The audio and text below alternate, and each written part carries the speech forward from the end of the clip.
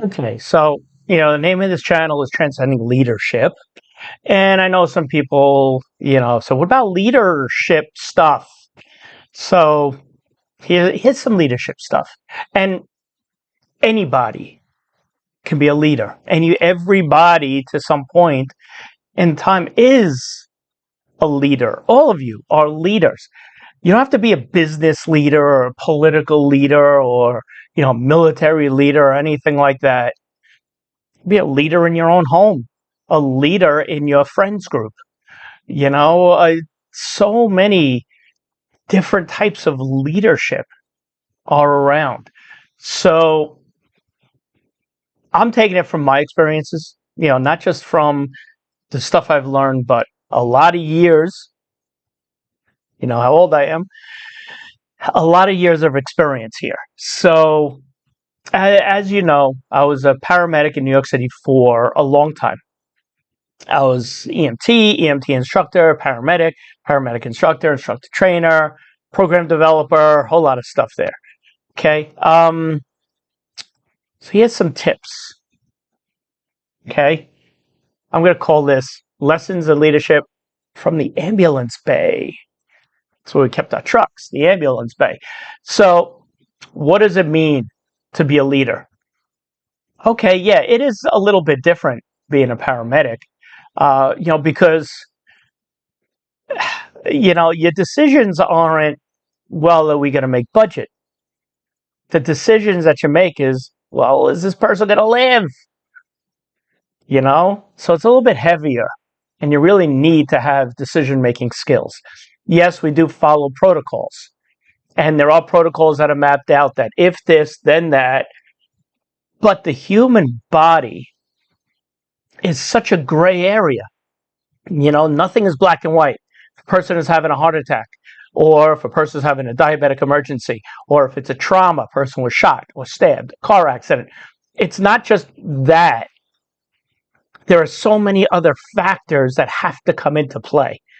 Okay, now the first thing that we learn, and this is something that my paramedic instructor said to us on the first day of class, as well as what I've always told all of my students, that basically to be a paramedic, you have to have an ego. Okay, you have to have an ego, but you also have to be humble. Now that seems like two different sides of the fence there. But, if you think about it, yes, I have to have an ego. Why? Because when I walk on the scene, I don't care if it's a NY, if it's a fire department battalion chief, if it's a police department, sergeant or lieutenant, I don't care. My patient is the number one priority, and I have to be included in the decision-making process. I must be, and I have to insert myself into that because my patient is number one priority of anything. Okay, so there's the attitude. You have to have that ego. Okay, but what does it mean to be humble? What does it mean when you're humbled? Well, yeah, you have to be humble. Why? Well, like my instructor said, and what I've said to everybody, all my students, there's going to come a point in time when you will kill somebody. Obviously, it won't be intentional, but you may push the wrong medication at the wrong time. You have to mentally be prepared for that. Now, think about that. Again, this isn't, I'm the chief financial officer or the CEO or a vice president of the company and, did I hit the budget this year? No. You just might wind up killing somebody. A human being's life is in your hands. So you better make sure that those decisions that you make are correct. Okay, so that's the humble part. Now, with decision making, and you could talk about leaders in any way in the decision making process. Yeah, the big factor of decision making and change management, especially in business, is you have to gather all of the information.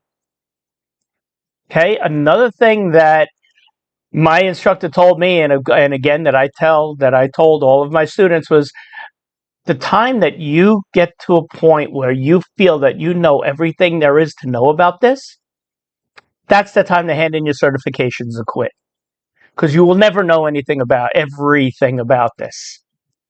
Okay? You have to remember that. Everything is a learning experience. And that's something that I have instilled not just in my students, but even when I was in business and the call center and all of my direct reports. Everything is a learning moment. What can I learn from this? You say that no matter what situation you're in, especially as a leader, something is happening. You say, what can I learn from this? That psychologically steps you back. And now you're watching it as a third person. Takes out the emotions, and now you can see things clearly. Okay, so what can I learn from this? Even if learning from it means, wow, I don't know about this. I don't know about ABC.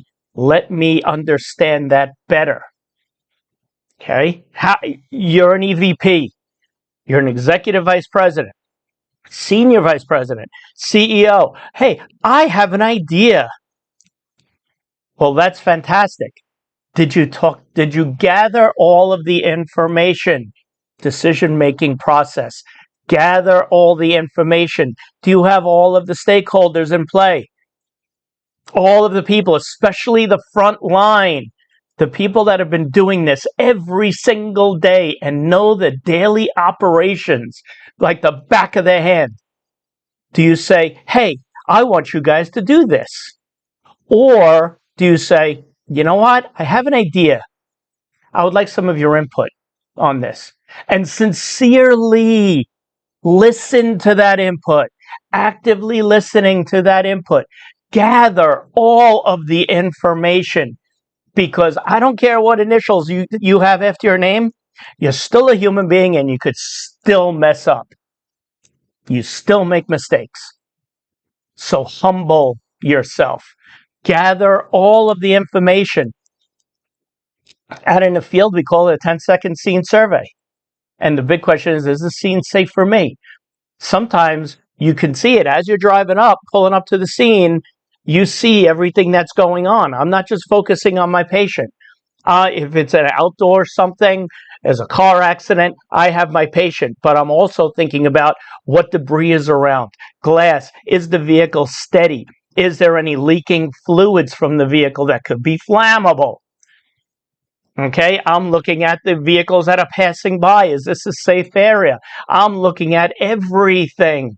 Where is traffic control? Where is hazmat team? Because believe it or not, radiator fluid is a hazardous material. Where's hazmat team? I have all of these things that are going on in my mind besides my patient. Gather all of the information. If you don't gather the information, I don't care what your decision is, it's going to be wrong. And you are going to totally mess up. And that's the worst thing that a business leader can do. Because obviously it'll never be them that messes up, it'll be whoever they put in charge of it. But they've caused that person to fail. And that's not being a leader. And in your household, are you a leader? You say, how does this apply to my regular life? Where are we going on vacation, family? What do? On the map. That's where we're going. No. You gather all of the information. Where are we going? What's the weather going to be like? What do we need to bring? What are the hotels that are in the area? What are the sites that are in the area? You gather all of the information. You are that leader. And what do? If you're the leader of the family, do you say, we're going here and I don't want to hear anything about it? No. You get input from everybody else. Gather the information. Okay? Because no, somebody's life may not depend on you going on vacation or balancing a budget or coming up with some kind of a business idea. But why don't you think about it then it might be. If I don't do this correctly, then somebody may be injured very seriously. If you thought about that, then you'd say, wow, I have to get all the information before I take any steps. I have to ask people around me what's going on. I'll give them the idea. This is where I'm looking to go. Is it feasible? Because as I say, there are a lot of times when you can't put a square peg in a round hole because you're going to hit it with a sledgehammer and either the peg's going to break or the hole's going to break. And then a lot of times what I'll get is, well, if you reshape the square peg, cut off the sides and make it into a round peg, now we're going to round hole. Yeah, well, that's all well and good. Until you need something to fit in the square hole. You can't take the round peg and reshape it. It'll fit into the square hole because you've got to cut pieces off. It'll be too small to fit in a square hole. There's only one why you do something, but there are a lot of hows. Ask people. That's part of the decision-making process. Gather all of the information. And then once you go down the road, once you say, okay, I've gathered all the information, and this is the best possible way that I can do this, know that something may shift. Be ready for that shift. Be ready for it. Because not everything is black and white. There's a whole lot of gray in this world. Humble yourself. Yes, be a leader. Be strong. Have an ego. I am the leader. However, I'm going to humble myself. I'm going to submit my ego to a point where I can say, hey, I want some more information about this. I don't know everything that there is to know about this. Who can I ask to help me out? That's part of the decision-making process. And that's why when I was working, it was myself and my partner. We bounce things off of each other. You have two people there. Two sets of eyes, 4 eyeballs looking at a situation. And if there's more people there, if you have a BLS backup, then you'll have more people there. And then you have fire department, police department. Okay, I see all of these things. I see the broken glass. I see the traffic. I see the pedestrians. I see all of this. Or I'm in an apartment and there's somebody yelling over here and there's somebody crying over there. Okay, the police are here. They've taken it. Okay, now I've delegated. Take this, take that, take care of him, take care of her. Okay, get them out of my way. That's being the leader, but that's also humbling yourself to say, I need help. There's nothing wrong with saying I need help. It's not a sign of weakness. It's a sign of strength because you know that you need help. Okay, so decision making.